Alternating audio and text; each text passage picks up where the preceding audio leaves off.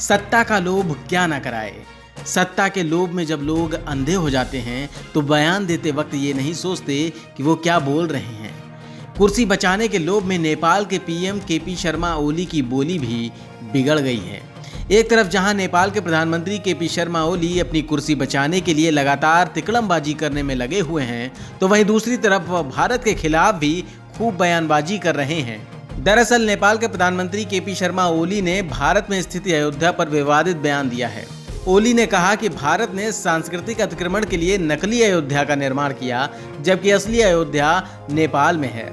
इसके साथ ही उन्होंने कहा कि भगवान राम नेपाली हैं, न कि भारतीय।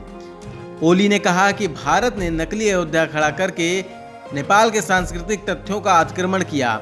उन्होंने कहा कि भगवान श्री राम की नगरी अयोध्या भारत के उत्तर प्रदेश में नहीं बल्कि नेपाल के वाल्मीकि आश्रम के पास है। जाहिर है ओली को कुर्सी बचानी है, लेकिन इसके लिए वो कुछ भी बोलेंगे, भारत के खिलाफ बोलेंगे, भारतीय संस्कृति के खिलाफ बोलेंगे, ये कतई मंजूर नहीं।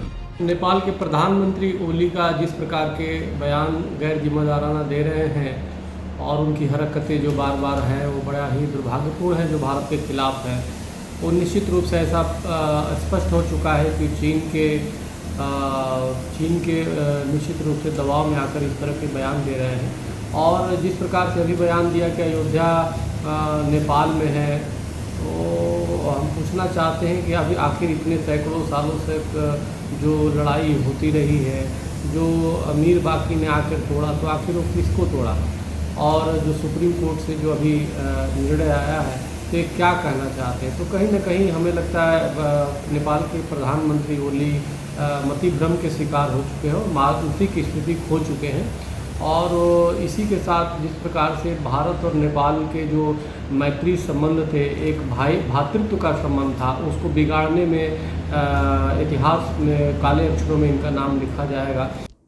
नेपाल प्रधानमंत्री जी के द्वारा दिया गया वक्तव्य हमारे आराध्य, हमारे प्रभु, हमारे भगवान श्री राम के प्रति दुर्भाग्यपूर्ण है, क्योंकि नेपाल सदैव से हिंदू राष्ट्र रहा है, सनातन धर्म के मानने वाले। लेकिन कष्ट इस बात की है कि जब से नेपाल वामपंथियों के कुचक्र में आया, जब से नेपाल चाइना के सह में आया, तब से नेपाल के प्रधानमंत्री जी का बुद्धि भ्रष्ट हो गया।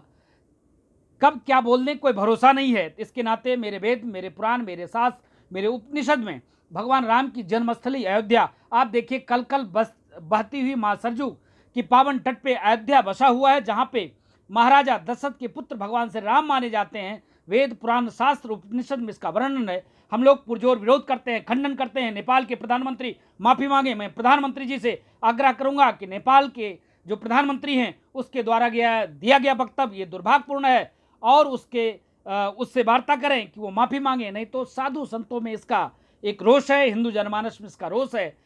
अयोध्या विश्व प्रसिद्ध नगरी है, हमारे शास्त्रों में भी है और इतिहास में है। जिसको इतिहास का ज्ञान है, जिसको शास्त्र का ज्ञान है, उसे पता है कि अयोध्या क्या है। अयोध्या नाम नगरी तथा श्री लोक विरक्षता मनुना मानवेंद्रिया पुरी निर्मिता स्वयं, यह मनु की बसाई हुई नगरी है जो विश्व की पहली राजधानी थी। ऐसी नगरी को नकार देना और कहना काल्पनिक है, यह मूर्खता के अलावा और कुछ नहीं है।